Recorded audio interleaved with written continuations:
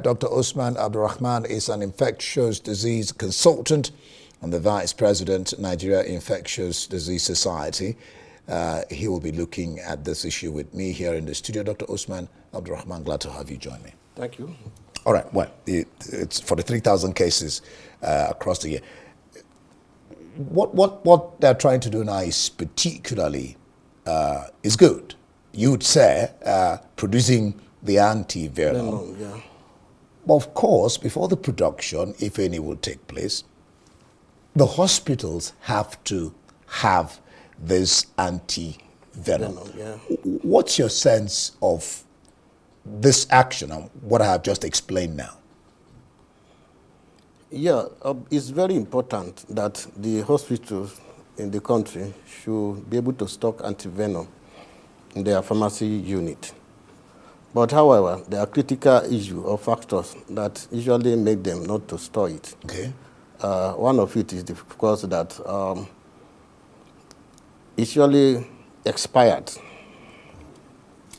because it's not like antibiotics that is needed all the time.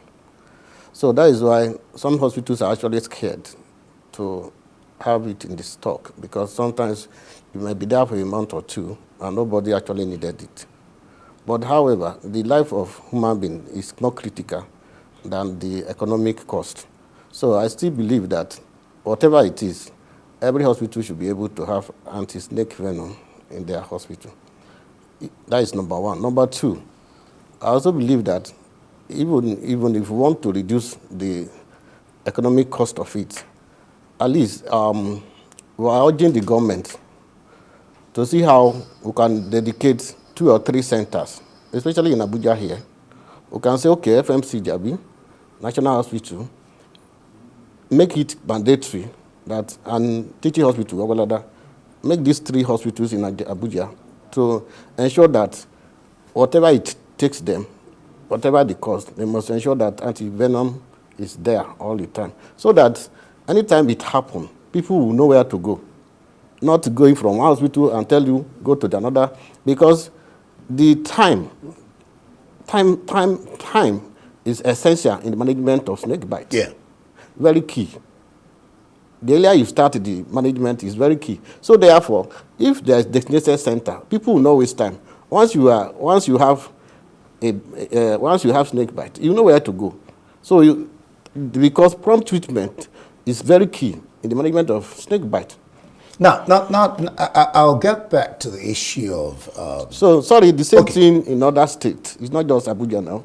Every teaching hospital should be able to have, so that, especially anywhere, in the rural area, you can say, okay, this particular primary health should be able to have antivenom. Stock it there, and so that anytime there is any issue, you know where to go, instead of moving around before you finally get a place that have it. That makes a lot of sense. That is because of what you talked about, the fact that it expires. Yes. And that's why they don't stock it. I'm going to come back to that question. But we've been discussing on this issue. Yes. When a snake bites a person, because, I was watching a video, I think, there's a talk of, okay, tie the place, and my colleague was saying, don't move it, and the talk was that this lady drove herself to the hospital. When a snake bites a person, what do you do first? Yes, that is the first aid. The most important thing in pre-hospital management of snake bite is to ensure that you get to the facility where there is antivenom, where they can take good care of you. Yeah, but before then, people do a lot of things.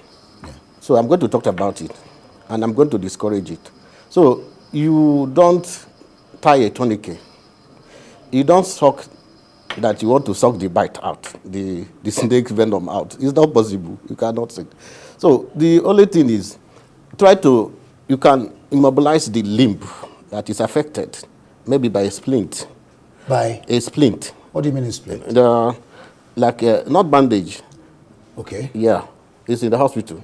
No. When you bite someone at home, for example, yes. That's where the person is. So the person is not in the hospital. In the hospital, yes. So we're talking about when they bite somebody at home. Okay, I understand. From there, yes. So what? So most important thing is that you should not use tourniquet. You should not use bandage to tie it. Okay. Yes, you should not do that. We have to discourage it because you are only trying to increase the tissue damage. Because especially if it's the one that causes a lot of tissue damage, you are making it to be more concentrated in that area now. Okay. And another disadvantage of using tourniquet is that by the time you remove the tourniquet, it's like you are pushing it. It's like blocking water that is going fast. So when you remove it, it just moves immediately. Yes. Okay. So the systemic effect will be rapid. Will be probably double or triple. You understand that? Yes, exactly. So that is why we need to discourage it, because that is the first thing people usually do. They will just go and start tying. That's what we have heard over the years. Over the years. So if it happens now, what do you then do? What you do is to leave it. Probably just look for maybe spirits to clean the place. At least that will reduce infection. Okay. And try to not to move the limb anyhow. Okay. Yes. So get to the hospital. That's the most important. Can you drive yourself to the hospital? No, it's not possible for you to drive yourself. Please get an assistant. Okay. Yes. Especially if the bite is on the lip, you are going to be moving it. Yeah. So by moving it, you are like you are propelling the yes. That is the issue of mobilization. You understand? So it's better not for you to drive yourself. Better for somebody to drive you down there, so that at least just limit movement of that particular limb, so that at the end of the day, you get to the hospital. When you get to the hospital, the most important thing is that it's not actually every snake bite that you need to use antivenom. Okay. There are some that they are non-venomous. Okay, that one will be determined by hospital. Yes. Can you use herbs? My brother, no. No. It has not Look at the way he said my brother, no. It has not been proven. So, and on that note, I also want to encourage people that are talking about herbs, others, anti-snake, whatever. Please, prove it scientifically. Bring research. How many people you have cured with it? Okay. Because it's also good, because you're also going into traditional medicine now. Yeah. But you need proof. Yeah, so we've established the fact, don't use tonica, don't tie it. Yes. Yeah, just demobilize. Make sure you're not moving the affected limb, part. Yes. And then you can put spirit, for example, and get somebody to get you to the hospital. Yes. Okay, let me get back to that question of because it expires. So before I start talking about, do we even have, let me ask you two questions. Yes. Do we have the capacity to produce these venom, antivenom? And how long will it take to produce the amount that will go around, by the way? That's one. And then two, what you were talking about. If it expires and because of the cost implications, for those hospitals, what should we be looking at? What should the federal government and the state governments do, aside the one you've talked about, have it in particular places? Yes, it's also very key for us to encourage the federal government to see how we can start indigenous production. Because that is the only permanent solution to this scarcity of antivenom. Because I know that 2 years ago, there was issue of the scarcity of it. Government even want to buy, but because the few companies are even producing it in the world. Wow. Yes, so it's like country are going to kill. Oh. In the company that are producing this antivenom in India. So even with your money, you have to even queue. It was so scarce 2 years ago. Yeah, I know. I know this for sure. So it's the permanent solution is for government to see how we can start production. They have been on need. I think the government has already set committee to see how we can start producing antivenom. This is long term. This must be done for long term. But I think they need to hasten that process because we are not getting there. Yeah, we're not fast enough, and that's why I talk about being proactive. Yes, they have to be more proactive. Yeah. I already talked about it. Okay, let me just ask you this one last question. Then the question of the cost of treatment, because you talked about the cost. It's very expensive. 150, 180, somebody earning 70.